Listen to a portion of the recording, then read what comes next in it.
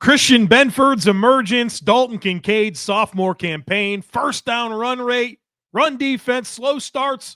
I'm joined by Bruce Nolan to break it all down today on Locked On Bills.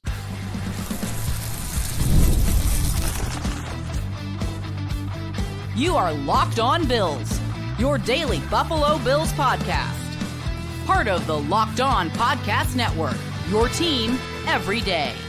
What's up, Bills Mafia? It's Joe Marino, author of Go Bills and Buffalo's Run, also the co-host of the Locked On NFL Scouting podcast, and I'm your host of Locked On Bills. Want to thank you for making Locked On Bills your first listen every day, and a big welcome and shout out to our everydayers. You know who you are. Those of you who never miss a single episode, I appreciate y'all being here very, very much. I'd also like to invite you to subscribe or follow for free on YouTube or wherever you listen to podcasts. We're part of the Locked On Podcast Network, your team every day. Today's episode is brought to you by FanDuel. You can start the season with a big return on FanDuel. New customers can place a $5 bet, and you'll get started with $150 in bonus bets if your first $5 bet wins. Just visit FanDuel.com to get started.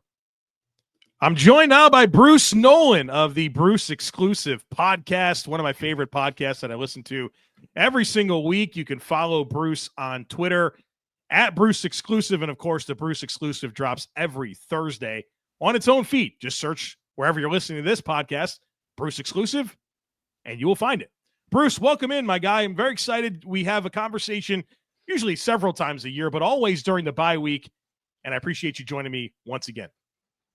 It's one of those things that I really look forward to, like our post-draft episode, the bye week episode. It's like it's a tradition, and the traditions in the space just kind of make my world go round. So I'm excited and honored to be invited back once again, and I hope we can have a great conversation today.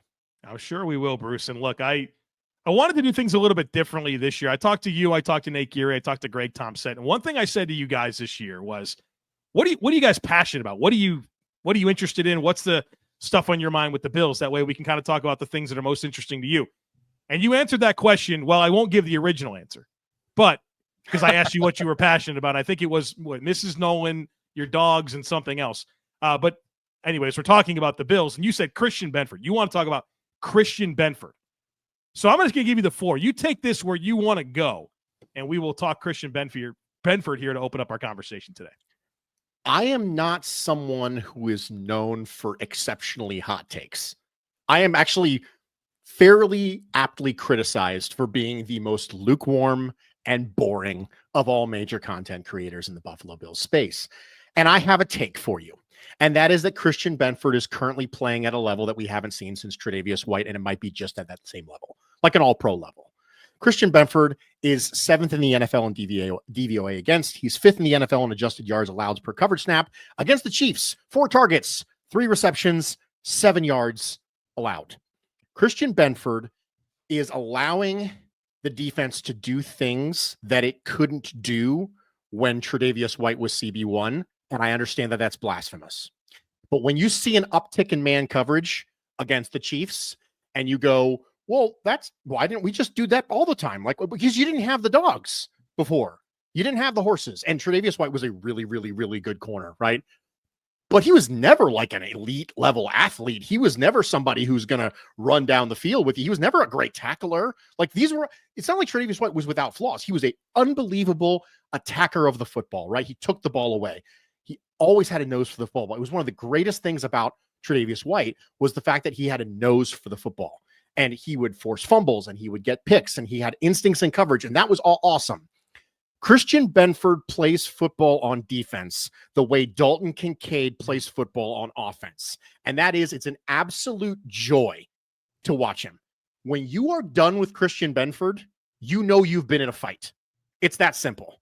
I made the conversation earlier this year around Christian Benford into a sort of a mixed martial arts-ish discussion where I described an old Nick Diaz to you, where just constant pressure all the time. And it's just exhausting to play against. And after you're done, you're just like, gosh, will you just die already? Like, please just stop. Leave me alone. And no, the answer is no. He will never run out of gas. He will never get winded. He will never have broad cardio. He will come at you he will not take one snap off. No relaxation, none. If you're running a route, he's going to fight you. If you get the ball, he's going to fight you. If you're trying to hang on the ball, he's going to fight you for it. It's every single snap all the time. It's a joy to watch, and it's absolutely infuriating to play against. And that's the kind of player that I want on my team. Christian Benford is fantastic and should 100% be a prioritization for a very large, denominator the Lenore from the 49ers just signed a deal. And I went, Christian Benford, there we go. Here's some money. And so that's what I'm looking at when it comes to Christian Benford. And I just wanted to start off with a hot take when it comes to Benford. It's funny. Knew we were going to talk about Christian Benford, and I thought to myself, how does he compare to Trey White? And I'm not here to slander Trey White. I had so much fun watching Trey White and the way he took away the football and really impressive zone coverage instincts. But I think you bring up a good point where there's just a better athlete that's more physical, that tackles better. And maybe he's not quite the ball taker awayer that Trey White was, but I think he's competitive in different ways. And you got into just the fact that you're signing up for an absolute heavyweight bout every time you're going up against Christian Benford and the competitive strain that he brings to the table in every single snap. Like if you're going to catch a pass against Christian Benford, there's going to be tight coverage. You better haul it in all the way through, and you better squeeze that football all the way through the ground, or else it's coming out. Like he just comes at you. And yeah, he's so much fun to watch. And I want him to be part of this mix for a long time. And so let's go there with this conversation. He's in year 3, and after your 3rd season, you become extension eligible in the NFL. And I would assume that the Bills would want to bring back Christian Benford as a 6th-round draft pick that's been an absolute hit. And you mentioned Diamador Lenore, who's 25 years old and just signed a deal with the San Francisco 49ers that pays him 5 years, $88 million. That's $17.7 million a season. And Lenore's a fine player, spends most of his time in the slot. Benford's better. Yeah. When you start to ballpark where you think this extension is going to come, I would love to kind of get an idea for where you think the money falls, but also just the Bills in general based on their history with the cornerback position, and if you think that they're going to have the appetite to meet whatever Christian Benford's value is. I think they'll have the appetite because of Trey White. That's why I think they'll have the appetite. And it's one of those, maybe they don't want to spend a lot of money on CB2, but Rasul Douglas is going to be a free agent. You have a corner waiting in the wings that we'll talk about later with Kaiir Elam. I do think they're going to have an appetite because I don't think they have an appetite to pay a CB2 big money. We've seen that over and over again. Levi Wallace, Dane Jackson, right? They'll just go through the CB2 and that's fine. But they do have an appetite for CB1. And I think that when you talk about foundational players, I think that Christian Benford solidifies everything that you want on this team from a intangibles aspect, in addition to quality play. And to me, it's a no-brainer. And so for the Bills, I think they should, and I would be shocked if they didn't. When it comes to the money, you're probably talking about $19 or $20 million a year. I mean, that's every bit what you're going to look at. I mean, I think that Diamador Lenore's contract is the floor, as you mentioned, for Christian Benford. I would absolutely love to see an $18 million a year deal, but I think it's going to be 19 or 20 million bucks for Christian Benford at the bare minimum. Yeah, I'm with you there. So what does this mean for 2 other players? Rasul Douglas, who's a really good veteran player, but also aging and a guy that's never been known for his athletic prowess. Do you think the Bills will have much appetite for bringing him back after the season? And then, of course, there's this Kaiir Elam piece of the equation where it'll be year 4 for him next year. And if there's no Rasul Douglas, it feels like the opportunity's right there for him to start. I've always kind of calibrated my expectations for that to be Kair's big year. I'm sure there'll be some meaningful competition brought in, but do you think this is Rasul walks after the season and then it's Kair plus some level of meaningful competition in 2025? I do. And it's not because Rasul Douglas isn't a really good player. It's because of this binary. So I'm going to hit you, Joe, with 3 binaries. Okay. And I want you to just off the top of your head, tell me what you think. Ready? Okay. When it comes to re-signing, prioritization, Groot or Rasul Douglas? Groot. Terrell Bernard or Rasul Douglas? Terrell Bernard. Christian Benford or Rasul Douglas? It's Christian Benford. That's why. Yeah. That's why. It's not because Rasul Douglas isn't a good player. It's because from a prioritization standpoint, every single one of those is answered with an answer that isn't Rasul Douglas. That's the reason why. And if I just said that I don't think the Bills are going to have a financial appetite to pay CB2, then especially if that cornerback is 31, 32 years old. Yeah. So for me, I would be shocked if Rasul Douglas is back in Buffalo next year. I do think that one of the big narratives for this offseason, if that happens, is going to be, hey, are we just cool slotting Kaiir Elam and feeling okay? For me, it goes back to the whole hope is not a plan situation. So I want to get some sort of stopgap veteran or a day 2 draft pick. Like, I want to get somebody in here to compete. I don't want to just hand that over to Kaiir Elam and just assume everything's going to be fine.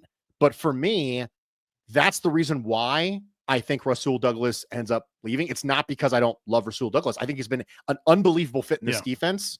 And I think he's exceptional at what he's being asked to do. And if he was, 25 years old, I think we'd feel differently. But there were 2 acquisitions last year, if I can call them acquisitions, that kind of flew in the face of the whole get younger and cheaper thing. The first one was trading for Rasul Douglas. The second was bringing back Daquan Jones. And so for the Buffalo Bills, there is a movement there to get younger and cheaper. And one of the ways you do that is by letting Rasul Douglas walk, especially if you're going to pay Christian Benford, which I anticipate they will.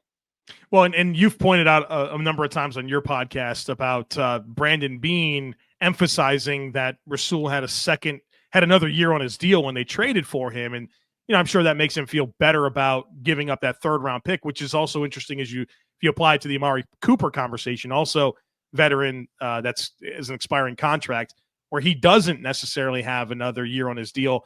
And if the Bills had to prioritize one or the other, maybe they would feel a little bit more urgency to get that 2nd year at least out of Amari Cooper after parting with a 3rd round pick. Let me throw one more question here at you. You're the secondary guy. You love coverage and all that type of stuff. Life without Poyer and Hyde, it's here. It's Taylor Rapp and it's Damar Hamlin. I think the conversation around both of those players is quite honestly very different today than maybe it was at the beginning of the season. What are you seeing from this Bills defense without Poyer and Hyde as they now roll with Hamlin and Rapp? One of the hilarious parts about this offseason when it comes to the narrative around the Buffalo Bills on a national level was you could always distinguish between the people who had watched Poyer and Hyde's trajectory and the people who hadn't. And so what happened as a national level, they saw a negative next to a specific name that they recognized and went, hey, whoa. Well, I remember that being a really good player. Jordan Poyer's really good. Micah Hyde's really good. They lost these 2 really good players. They're doomed. And what I said all offseason is that you're losing good players. You're not losing the peak elite level players you were before. Both of them had started to take a step back. It makes complete sense as to why you would have done this. And I think what you've seen the Bills hold up fine at safety. The word I consistently use is fine.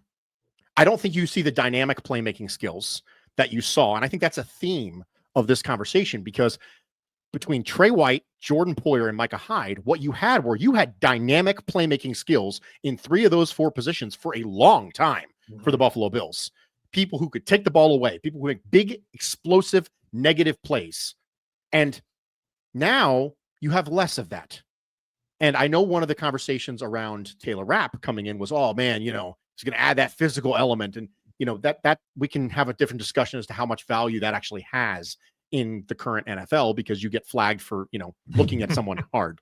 And so for me, what I've seen is further validation of what you and I talked about before. And that is Sean McDermott knows what he's doing in the back 7. It's that simple. He knows what he's doing in the back 7, right? Especially at safety.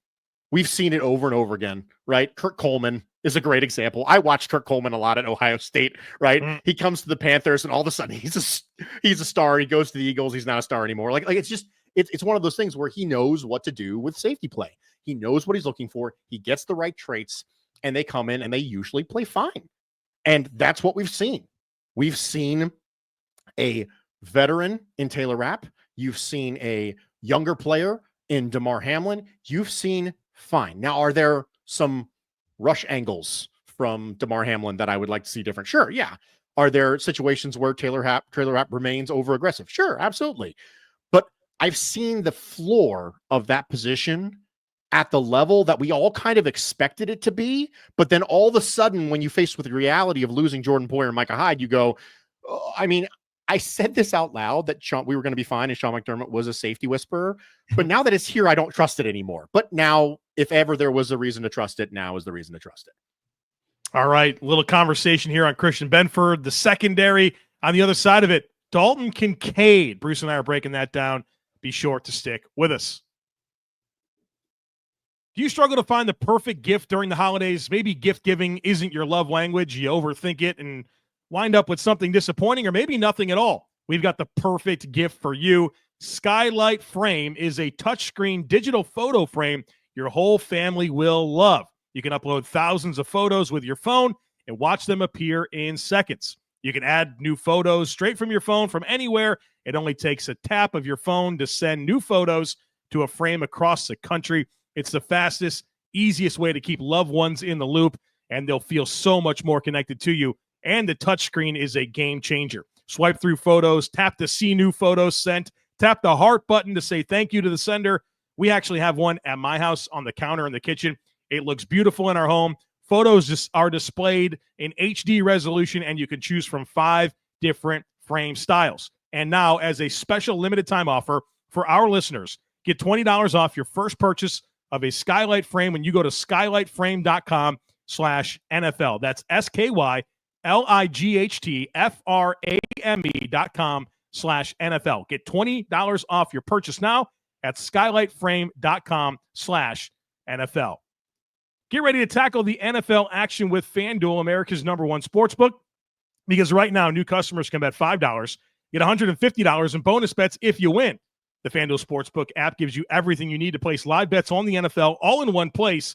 So when you get a hunch in the middle of the game, you can check out the latest stats, view live play-by-play, and so much more on the same page where you place your bets. Just visit FanDuel.com to join today. You'll get started with $150 in bonus bets if your first $5 bet wins. That's FanDuel.com. Never waste a hunch and make every moment more with FanDuel, an official sportsbook partner of the NFL. All right, Bruce, you and I did an entire podcast this offseason on Dalton Kincaid. It's been a big part of your podcast, a big part of your social media presence. How's it going, man? Like, what are your thoughts? What are your takeaways as you consider the sophomore campaign so far for Dalton Kincaid? I think statistically, you're going to look at it, you're going to be underwhelmed. I think because you look at it, you go, man, he's on pace for fewer receptions and fewer yards than he had as a rookie. And you're going to be disappointed if that's all that you look at. One of the things that I would like to point out is that Dalton Kincaid is still good at football. Like, he didn't stop being good at football. And I think one of the things that you're noticing is a lot of the people who are fantasy analysts who wanted Dalton Kincaid to be Travis Kelce this year. They're the ones who are pushing a lot of the narrative that he's been busty in regards to that. I'd like to go off on a rant, if I may, Joe. Please.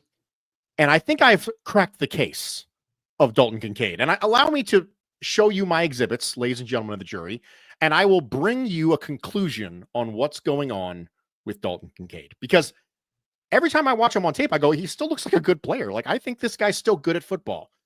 Let's talk about it. So, in 2023, when Ken Dorsey was still the offensive coordinator, one of the conversations was that he was being used as kind of like an outlet receiver, and there really wasn't a plan for him down the field, right? Chip blocker, run into the flat, make yourself available, check down, make something happen after the catch, right? That was the only plan. And we were like, what's going on, man? You spent a first-round pick on this guy. You don't have a plan for him.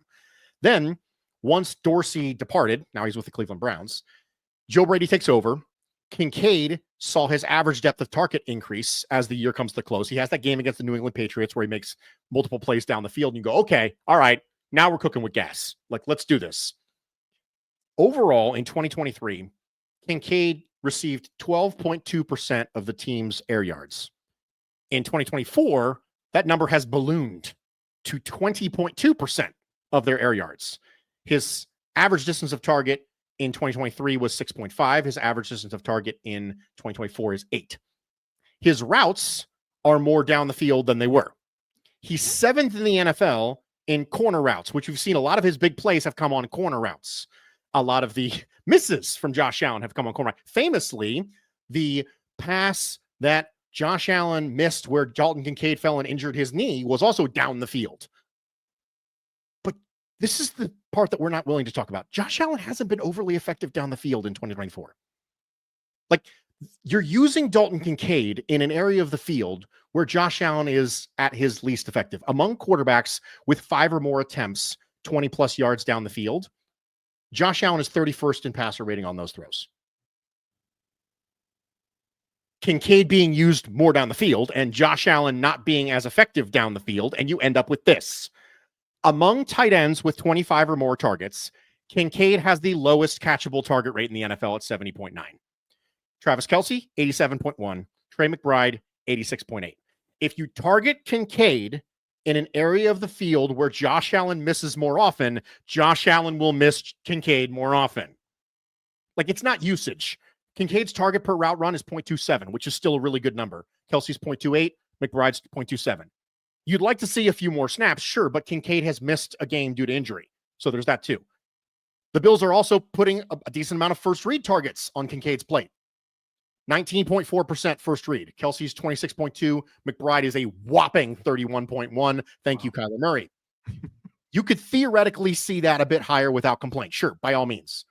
But ultimately, it boils down to this.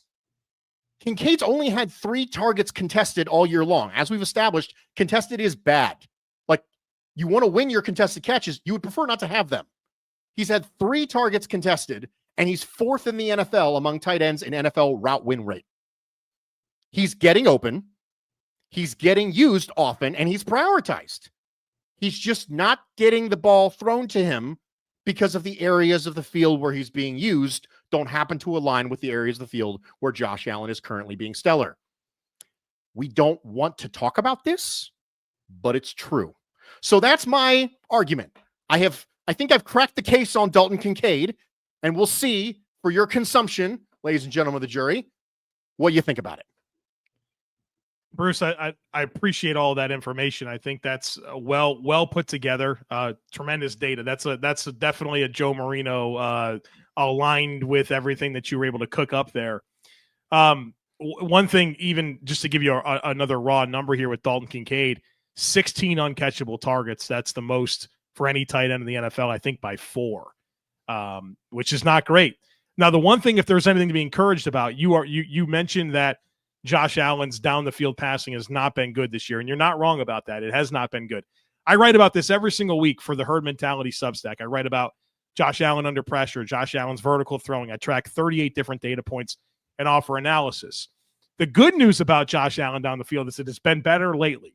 Over the first 5 games this year, Allen was 4 of 20 for 134 yards on throws 20 yards or more down the field. Over the last 6 games, he's 11 of 22 for 349 yards. So things have been better. His catchable ball rate on those deeper throws is going up significantly, and I think that's all trending well. But obviously, it's coming at a time now where Kincaid had a knee injury, missed against Kansas City. Surely there were some chances down the field in that game. Bottom line is these guys got to get on the same page a little bit more and develop that chemistry. I want to give you a quote from Nate Geary, your co-host this week on Bruce Exclusive, right? Food for Thought reunion later this week. He was on the show on Saturday, and we talked about Josh Allen and his evolution and how things are going, how things are not going. And this is what he mentioned about the offense, and then kind of brought Dalton Kincaid into the equation. I'm curious what your thoughts are there. Nate said, this offense has largely moved away from what Cole Beasley and Stephon Diggs did well. That's why I also think you're seeing a little bit different Josh Allen. This offense was built so much around great route runners finding their ways into openings against zone because defenses were running a lot of zone against early young Josh Allen, knowing that he could take off at any time and beat you. You have guys who really understand leverage. I think Dalton Kincaid is built in that same ilk. And when you're the quarterback, you have to have a lot of timing, a lot of time put in with the guys. and you have to see how things are going, where I'm going to put the ball against these zone defenses. And he feels like that offense is sort of gone. And the Bills, Josh Allen faces the highest percentage of man coverage in the NFL. This is 2 years in a row now. Like it's you look at the percentage of man coverage faced, the Bills are at the top of the list. It's a major, like sticks out like a sore thumb.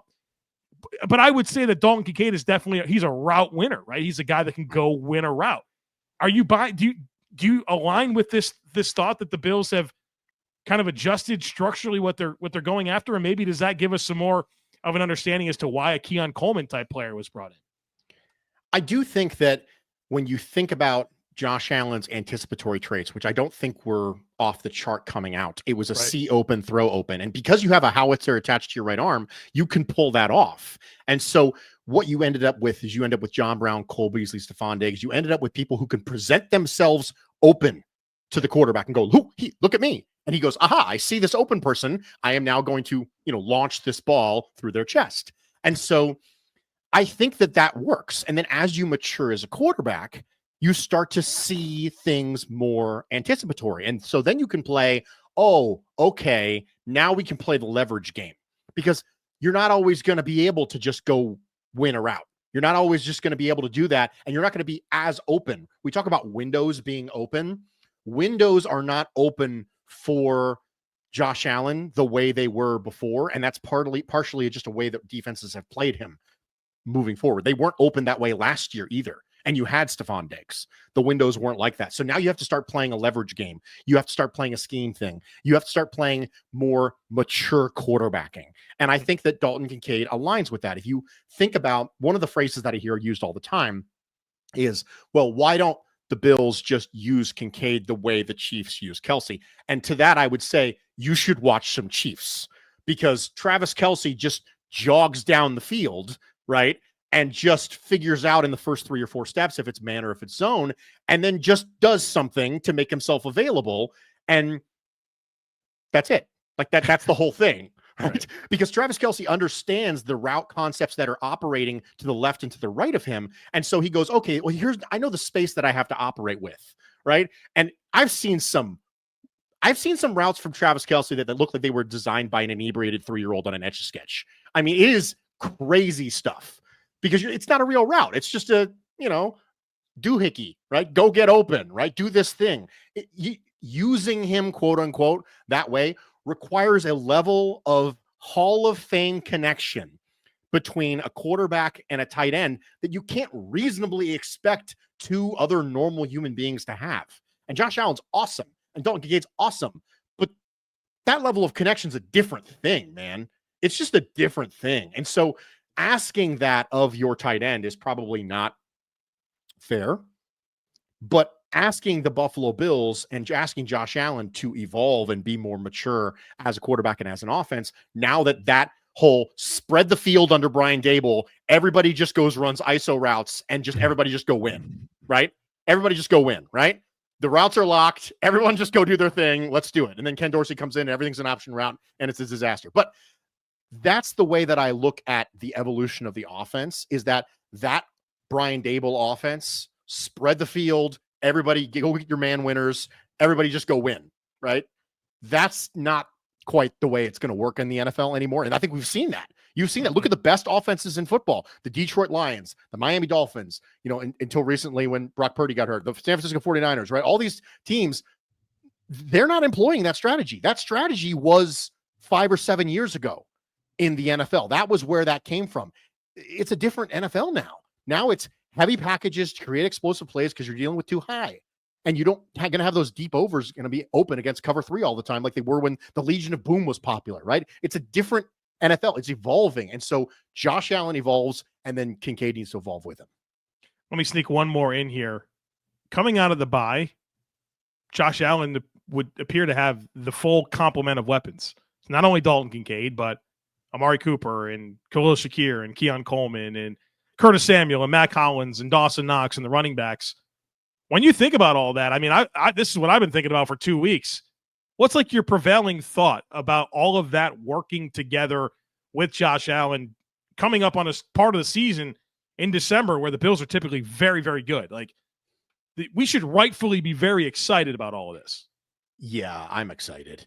I'm excited because one of the things that we talked about very early in the year, specifically against the Texans, was that after you got done with that game, you were like, they played man coverage and they just said, listen, we just don't think you can win. Well, since then, Curtis Samuel has recovered, it appears, from some early season turf toe issues and some lack of usage.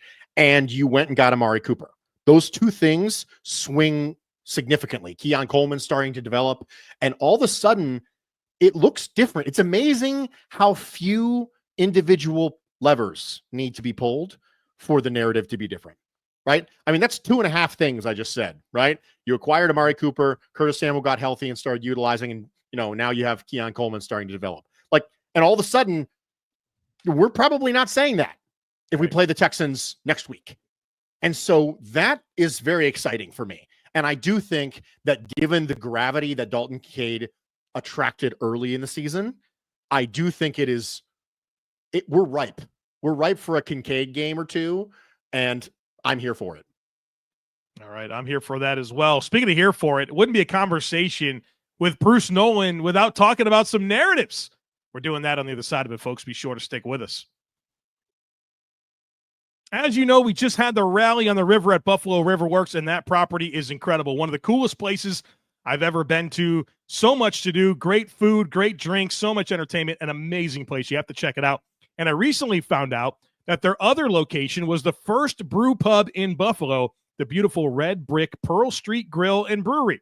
Pearl Street just remodeled their main floor, so the dining room now converts into a stage for live music after Sabres home games, on the weekends, and even during brunches. You get live music all year round. And of course, many Bills fans have been to weddings at Pearl Street or Riverworks, and their in-house wedding coordinators make the whole process easy, fun, and customizable. Want an elegant, historic wedding with beautiful patios and sunset photos? No problem. How about a custom Buffalo Bills-themed wedding? If you can dream it up, they can make it happen. This is also true for holiday parties, corporate events, team building, casual happy hours, and all types of events. Also, if you're headed to a Sabres game this year, be sure to stop at Pearl Street before, after, or during the game. Enjoy some live music, crispy wings, now made in tallow instead of seed oils, or one of their new OM organic beers, which are delicious. And this Wednesday, check it out, November 27th, after the Sabres game, catch live music from local Buffalo band, The Tradesmen, for a free event on the night before Thanksgiving at Pearl Street. You don't want to miss that out. Pearl Street Grill and Brewery and Buffalo River Works, the most authentically Buffalo venues, from everything from dinner to live music to your perfect wedding. PearlStreetGrill.com or BuffaloRiverworks.com. Time is our most precious commodity, so don't waste it scrolling through the same mind-numbing content for hours and hours. How can you spend it wisely to improve yourself? Our sponsor, Hillsdale College, is offering more than 40 free, that's right, free, online courses, including Constitution 101, Introduction to Free Market Economics, The Rise and Fall of the Roman Republic, and so much more. All of Hillsdale's courses are self-paced so that you can start whenever and tune in wherever. Plus, you can go deeper with readings, quizzes, discussions, or just enjoy the lectures. Go right now to hillsdale.edu/lockedon to enroll. There's no cost, and it's easy to get started. That's hillsdale.edu/lockedon to register. hillsdale.edu/lockedon. All right, my guest today, Bruce Nolan from the Bruce Exclusive Podcast. You can follow him on Twitter and Instagram at Bruce Exclusive. And the show drops every Thursday on the Bruce Exclusive Podcast feed, which you can find wherever you're listening to this podcast. Don't miss it. It's part of my weekly routine. Let's talk some narratives, Bruce. And we got 3 of them: first down pass rate, run defense, and slow defensive starts. First down pass rate. I feel like just about after every Bills game, I get DMs and texts and emails about they run the ball every time on first down. Your thoughts on that? Is it true? And is there some meaning to the frequency of running the ball on first down? Like most hyperbole in the world, it's not true. However, they do run the ball a decent clip on first down. I think avoiding first down negative plays is something that's very important to them, and I think it's one of the reasons why they do it. Now, that doesn't necessarily mean it's a good thing, but I will note that in non-garbage time for the Buffalo Bills, the difference between their EPA per pass and their EPA per rush is almost non-existent. It is 0.15 in non-garbage time for EPA per pass and 0.13 for EPA per rush. Like, that's the reason why they do it. They want to be balanced. Like, we love it when the Lions do it, and then we hate it when the Bills do it. It's that simple, right? And that's the reason why they want to be balanced. Now, as far as a rate goes, I mean, they do run the ball 57% of the time on first down, and that is a lot. And I think that with the full complement of weapons, I would like to see that come down, because really the goal is to avoid a big negative play on first round, right? That's the goal, right? But you can do that without running the ball. Like, you can do that with a controlled, schemed up pass, a drive starter, right? You can do things like this without needing to run the ball. So would I like to see it a little bit lower personally? Yes, I would like to see it a little bit lower. Is it terrible? No, I don't think it's terrible at all. I think that when you think about some successful offenses, like we've just seen the Eagles, right? Lions, right? Dolphins, now that they have Tua back, right? You think about these offenses and you go, I mean, they run the ball a lot on first down too. And so, well, they don't have Josh Allen, but they have, really good offensive lines. The Lions do and the Eagles do, the Dolphins do not. But there's a strategy here, and I'm not as up in arms about it as everybody else, as long as it's successful. We talked about success rate on the pod a couple weeks ago, first and second down success rate, and I think it matters to me. But my take on it is, yeah, I'd like to see a little bit more passing on first down, but I'm not like up in arms. Yeah. The number's 43%. That's how often the Bills pass on first down. That's 25th in the NFL in first down pass rate. The teams below the Bills, the Dolphins, Chargers, Lions, Vikings, Steelers, Packers, Eagles. Let's talk a little bit about run defense. And what's interesting is I feel like we're having this conversation for the first time when it's really been like an 8-year conversation about the Bills and run defense. I'll get out of the way. What do you want to address here on run defense? The first time I talked about this topic was Bills Chiefs a couple years ago when Clyde Edwards-Helaire ran for a bajillion yards. And one of the conversations that I had at that time post-game, and I'm going to go ahead and say it again, is that there is a specific difference that I want to draw between someone who is allowing something and someone who is trying not to allow something. So I think this is really, really important. There's an element of rock, paper, scissors to football strategy and play calling that we are not comfortable with. There is no defensive call that is strong against everything. There is no defensive alignment that is strong against everything. There is no defensive personnel grouping that is strong against everything. There is no offensive, and I could go this forever, right? That's not the way it works. There is an element of rock, paper, scissors. Your goal is to make your rock as strong as possible, and your scissors, if they're going to throw rock, right? You want that to be as weak as possible. Like, hey, I want to kind of manage the difference between my rock, your paper, my scissors, and so on and so forth. And I'll be concerned about the Bills' rush defense when I see them try to stop it and fail. That's when I will really hit the panic button. Because until I see them actually really try to stop it, they're just allowing it. They're choosing it. It's that simple. If you're going to play in nickel all the time and you're going to play light boxes all the time, you are making a very conscious decision to do it. So the argument should not be the Bills can't stop the run. Your complaint should be, why don't the Bills want to stop the run? We are wording the conversation wrong. The Bills, we don't know if the Bills can stop the run. I'll let you know when they try. Right? Like that's the way I look at it. And so for me, I will absolutely bash on the Buffalo Bills when I see them make a concerted effort to stop the run and then lose. Right? And say, hey, they made a concerted effort to stop the run and then they lost. Instead, I'll say something like, they should have made a concerted effort to stop the run. I'm not saying there isn't a run defense thing that we should talk about. I'm saying we're framing the conversation wrong, and we have been for years. Because when Derrick Henry runs for a lot on you or something like that, you go, well, hey, the Bills, didn't do this. And then you look at the EPA per pass and the EPA per run, and you go, okay, well, they are consistently choosing the lesser of two evils, right? They're throwing rock. knowing that your paper is a pansy. Like that's what they're doing. And so for me, it's that simple. That doesn't mean it's good. That doesn't mean it's fun. And emotionally speaking, watching yourself get punched in the face with a run game is one of the most frustrating things in the world, which is why it takes more emotional discipline as a coaching staff and as a fan and a consumer of the product to be able to process that, because it's incredibly irritating. I'm going to go off and say it. There's nothing more frustrating than watching your defense not able to stop somebody. And of that, there's nothing more frustrating than watching you getting punched in the face with the run game. Like that's just 100% the truth. It drives me insane personally, but I watch the defense and I look at the numbers and I watch the all 20 and I go, they're just allowing this. Yeah. They're saying we have to give you something. Every defense gives you something. If they're playing cover one all the time and they're bringing a man in the back, they're giving you deep verticals and deep overs. Like they're giving you that. And then when you see your team get hit with the thing that you're giving them, you're going to get mad. It's just the way it works.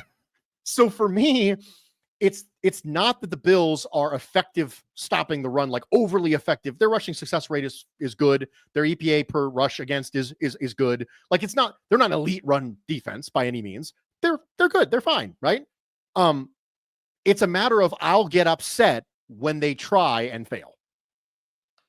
And like you mentioned, the numbers really aren't that bad. EPA per rush, they're 9th best in the NFL. They're number 2 in stuff percentage. And it's not like this is a foreign idea. The Bills are actually 9th in percentage of run snaps that give defenses light boxes. And it's pretty close to the middle of the pack in terms of where the numbers actually lie. So it's not like the Bills are doing something that's never been done before in the NFL. There's other teams that do it too. Just, of course, there's a sensitivity to the team that we follow the closest. Let's finish up with this one here. Slow defensive starts has kind of been an issue at times for the Bills this year. And it's not wrong. If you look at the Bills' EPA per quarter on defense, they're in the first quarter, they're 26th in EPA per play. In the second quarter, they're 21st. In the third quarter, they're 1st. In the fourth quarter, they're 7th. Bruce, your thoughts on the Bills' defense and how it just typically gets much better as the game moves along? I mean, if I have to be a second half team or a first half team, I'd rather be a second half team. It's that simple. Like, I'd rather you be awesome all the time, but it's a little bit like the rock, paper, scissors conversation, where if you have to be good one half, would you rather be a first half team or a second half team? I'd rather be a second half team because that's when you win, right? No games end after the first half. So for me, that's the way I look at it. Now, I think what this boils down to is I think you have new coordinators, right, who are game planning. And so what you have is you have new coordinators who are intelligent guys, right, who understand what they're seeing and have the ability to process and say, okay, no, I see what's happening here. But game planning is an art too. And I think as you look at this breakdown by quarter, what it feels like to me is you have some naturally talented game manager coordinators who are still learning game planning a little bit, right? They're still learning how to figure it out week to week and saying, I'm going to come in with a really strong plan that's going to work right off the bat. And that makes sense to me. Like, that makes complete sense. When you think about people, why would Sean McDermott pick you? Sean McDermott pick you because he says, hey, he's a naturally gifted guy. He's smart. He'll make adjustments. He knows what he's doing. That's great. But you have a first-time Bills, right, offensive coordinator, right? Offensive coordinator for a little bit with the Panthers, and passing game coordinator with LSU. And then you have a first-time NFL defensive play caller in Bobby Babich on the defensive side. This totally tracks. Like, everything we're seeing tracks with what I know about these people, what could be reasonably expected from their production at a play caller level. And I'd like to see it improve moving forward. I'd like to see the game plans coming in stronger right off the bat. But if I have to pick one or the other, I'm picking the way it is. Yeah, you don't want to be Baltimore. Baltimore's like top 5 in the first and second quarter, bottom 5 in the fourth quarter. So, yeah, if you have to make a choice, I think it's that. It's hard to be amazing every snap of every play when the other team's trying to win too. You know what I mean? So yeah, I like that these coordinators can figure things out. Bruce, this has been an absolute treat getting a chance to talk to you, coming in hot with the Christian Benford stuff, bringing the clarity on Dalton Kincaid, and of course the sound logic that you always provide when discussing narratives. I felt like I've had an extra episode of the Bruce exclusive this week. So thanks for joining me, and look forward to following your work the rest of the way. Thanks for having me, man. I know that this week's episode of the Bruce Exclusive is a food for thought thing. So I just thought I just channel all of that nonsense into this show. Thank you for letting me hijack it for a week. Yeah, you did all the stuff, man. You brought in like MMA references when talking about cornerbacks and all the things. So, all right. Thank you to Bruce. Thank you for being here, folks. As always, I kindly ask that you share, subscribe, rate, and review. Have a great rest of your day. Go Bills. And I look forward to catching up with you again tomorrow.